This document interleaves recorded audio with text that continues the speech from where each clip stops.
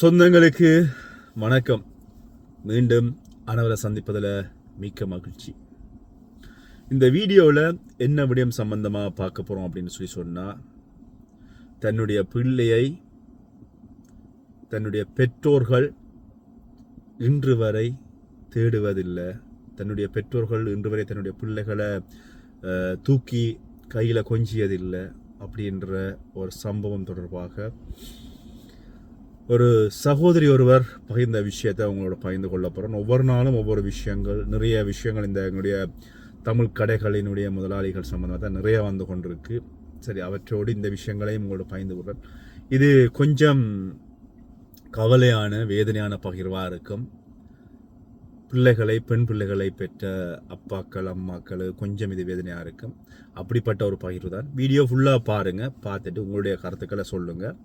இல்லை இந்த காதல், கல்யாணம், கண்ணீர் இதெல்லாம் வந்து உங்களுக்கு விருப்பம் இல்லாதவர்கள் வீடியோவை ஸ்கிப் பண்ணிட்டு போங்க. வீடியோக்குள்ளே போகலாம். இதே மாதிரி உங்களுடைய பகிர்வுகளும் பகிரணும் அப்படின்னு சொல்லி ஆசைப்பட்டால் என்னுடைய வாட்ஸ்அப் இலக்கம் இருக்கிறது 0033 751 51 25 10. இந்த வாட்ஸ்அப் இலக்கத்துக்கு நீங்கள் எழுதி அனுப்புங்க. நிச்சயமாக உங்களுடைய பகிர்வுகளையும் நான் பகிர்றேன். அல்லது குரல் பதிவாக பகிருங்க. கேட்டுட்டு அந்த விஷயங்களையும் பகிர்ந்து விடுறேன். குறிப்பிட்ட சகோதரி ஒருவர் காதலித்து திருமணம் முடிக்கிறாங்க. எல்லாருக்குமே காதல் அப்படின்றது அந்தந்த வயசில் கட்டாயம் வரணும். அது ஆணாக இருந்தாலும் சரி, பெண்ணாக இருந்தாலும் சரி. இந்த உலகத்தில் நான் எவரையும் காதலிக்கலை, நான் எவளையும் காதலிக்கலை அப்படின்னு சொல்லி இங்கே யாருமே சொல்ல முடியாது. கட்டாயம் ஒருதலை காதல் இருந்திருக்கும், இருதலை காதல் இருந்திருக்கும், முக்கோண காதல் இருந்திருக்கும். இப்போ இந்த காலத்தை வந்து 5 காதல், 6 காதல், 7 காதல், 8 காதல், சில பேர் காதல் வரையறை இல்லாமல் போய் கொண்டிருக்கிறது. சரி, அந்த விஷயத்தை விடுவோம். இந்த குறிப்பிட்ட சகோதரி இலங்கையினுடைய யாழ்ப்பாணத்தை பூர்வீகமாக கொண்டவங்க இப்போ வந்து சுவிஸில் வாழ்ந்து கொண்டிருக்கிறாங்க. குறிப்பிட்ட சகோதரி இலங்கையில் இருக்கின்ற பொழுது அங்கே வந்து பார்த்தீங்கன்னு சொன்னால் காதலித்து திருமணம் செய்கிறாங்க. காதலிக்கின்ற பொழுது குடும்பத்தார் வந்து எதிர்க்கிறாங்க. அவங்களுடைய உறவினர் ஒருவரை தான் காதலிக்கிறாங்க. கிட்டத்தட்ட நெருங்கின உறவினர்கள் அவரை காதலிக்கிறாங்க. ஆனால் தன்னுடைய பெற்றோருக்கு வந்து அந்த தான் காதலித்தவர்களுடைய பெற்றோர்களை பிடிக்காது. அது மட்டும் இல்லாமல் இவர்கள் இந்த 2 குடும்பத்துக்கும் இடையில வந்து கொஞ்சம் விரிசல் இருந்திருக்கிறது. அந்த விரிசலை தாண்டி இந்த பெண்ணுக்கு வந்து அந்த ஆண் மீது காதல் வருகிறது.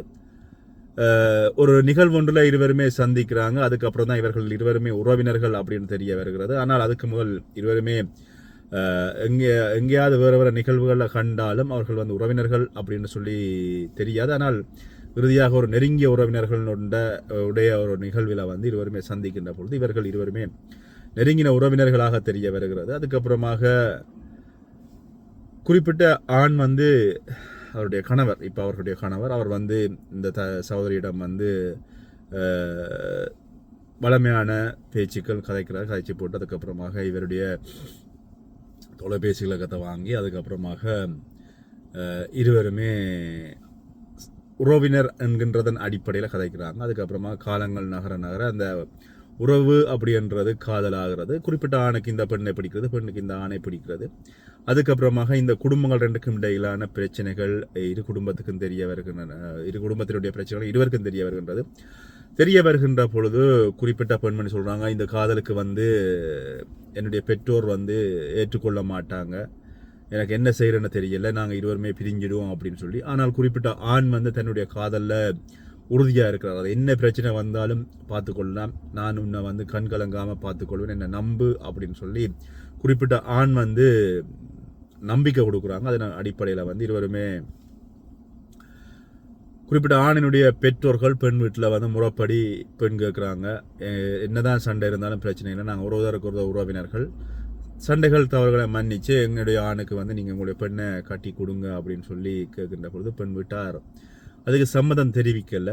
பிரச்சனைகள் கூடுகிறது. பெண்ணினுடைய சகோதரர்கள் அந்த குறிப்பிட்ட உறவுகளோடு பிரச்சனைகளை கூட்டுறாங்க. பிரச்சனைகளை கூட்டுகின்ற பொழுது இறுதியில் என்ன செய்கிறேன்னு சொல்லி இவர்களுக்கு தெரியலை. அப்படி இருக்கின்ற பொழுது இந்த குறிப்பிட்ட ஆண், அதாவது அந்த இந்த சகோதரியினுடைய கணவர் வந்து வெளிநாடுக்கு போகிறேன் அப்படின்னு சொல்லி வலிக்கிறாரு. இந்த நேரத்தில் இருவருமே வந்து பார்த்தீங்க சொன்னால் ரகசிய திருமணம் செய்யலாம் அப்படின்னு சொல்லி யோசிக்கிறாங்க. ரகசிய திருமணம் செய்யலாம் அப்படின்னு யோசிக்கின்ற பொழுது குறிப்பிட்ட சகோதரி சொல்கிறாங்க, இல்லை நீங்கள் என்ன வந்து திருமணம் முடிச்சுட்டு போங்க, இந்த பதிவு திருமணம் வேண்டாம், என்ன வந்து திருமணம் முடிச்சுட்டு போங்க அப்படின்னு சொல்லி. ஆனால் பெண் வீட்டார் சம்மதம் தராத பட்சத்தில் வந்து குறிப்பிட்ட இருவருமே வந்து கூட்டிக் கொண்டு ஓடுறாங்க. கூட்டிக் கொண்டு ஓடியதுக்கு அப்புறமாக கணவருடைய குடும்பத்தினருடைய சம்மதத்தோடு திருமணம் நடைபெறுகிறது. இந்த நேரத்தில் கூட அந்த பெற்றோர் அழைக்கப்படுகிறாங்க. சகோதரர்கள் எவரும் வரவில்லை.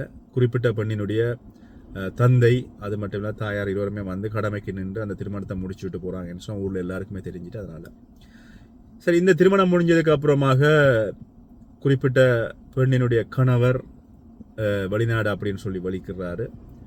வெளிநாடு அப்படின்னு சொல்லி வலிக்கின்ற இந்த நேரத்தில் பெண் அந்த குறிப்பிட்ட சகோதரியும் வந்து கர்ப்பமாகறாங்க.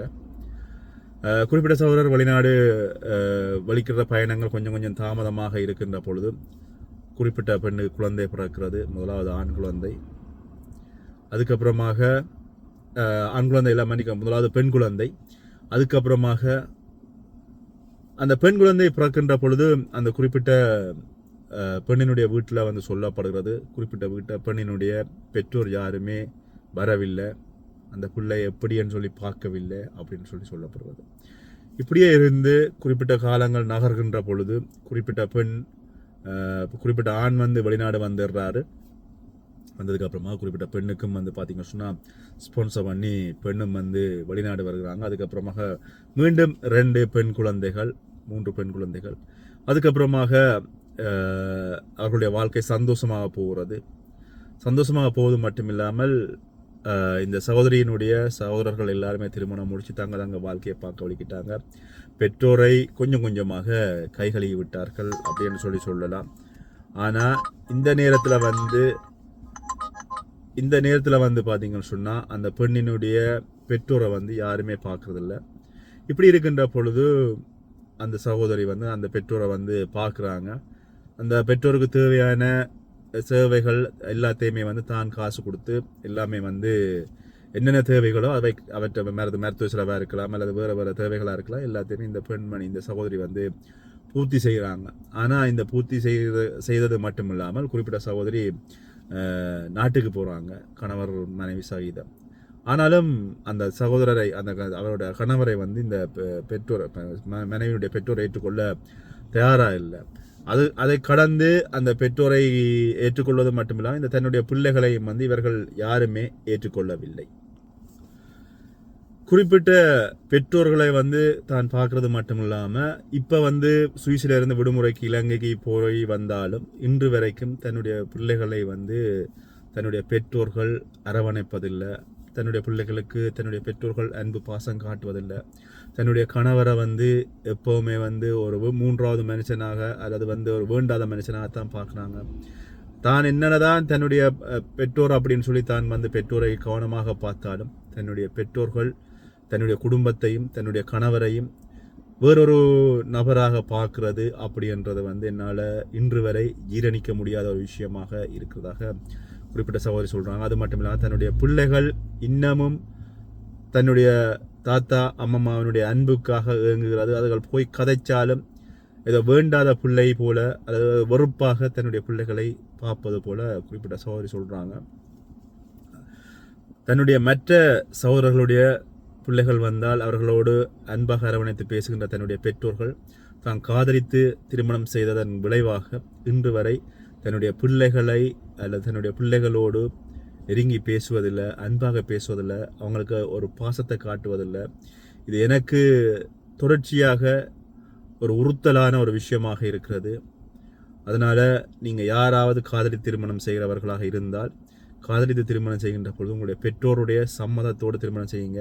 என்ன போல திருமணம் செய்தவர்கள் அல்லது ஓடி திருமணம் செய்தவர்கள் நிறைய பேர் இப்படி பாதிக்கப்பட்டிருப்பார்கள். அதனால் அவரான தவறை யாரும் செய்யாதீங்க அப்படின்னு சொல்லியிருந்தாங்க. அந்த வீடியோ வந்து பயந்து விடுங்க சகோதரா அப்படின்னு சொல்லி. உண்மையில் ஓடிப்போய் திருமணம் செய்தது குற்றமா, அதுக்காக அந்த பிள்ளைகள் என்ன பாவம் செய்தார்கள், அந்த பிள்ளைகளை ஏன் அந்த வயதானவர்கள் கவனிக்கவில்லை, அவர்கள் மீது ஏன் அன்பு பாசம் காட்டவில்லை அப்படின்றது ஒரு பெற்ற தாயாக அல்லது வந்து தான் குடும்பத்தை பார்க்கின்ற பெற்றோரை பார்க்கின்ற ஒரு பொறுப்பான பெண்ணாக இருந்து கொண்டு தன்னுடைய பிள்ளைகளுக்கு அந்த அன்பு பாசம் கிடைக்கல என்ற போது அது எல்லாருக்கும் இருக்கின்ற வேதனை தான். அப்படிப்பட்ட ஒரு வேதனை தான். இதே மாதிரி உங்கள் நிறைய பேருக்கு நடந்திருக்கும். வேதனையான விஷயமா இருந்தாலும் அவர்கள் அந்தந்த இடத்துல இருக்கின்ற பொழுது அதனுடைய வலியும் வேதனையும் கொடுமையானது. யார் நீங்கள் எல்லாம் உங்களுக்கெல்லாம் அப்படி நடந்திருந்தால் கமெண்ட் பண்ணுங்கள். நம்மளை யாருமே கமெண்ட் பண்ண மாட்டீங்கன்னு தெரியும், இருந்தாலும் சொல்கிறேன், கமெண்ட் பண்ணுங்கள். இதுக்கு என்ன செய்யலாம் அப்படின்னு சொல்லுங்கள். ஒரு பேர பிள்ளைகளை அணைக்காத தாத்தா பாட்டி என்னத்தை சொல்கிறதுன்னு தெரியலை. நன்றி, மீண்டும் சந்திக்கலாம்.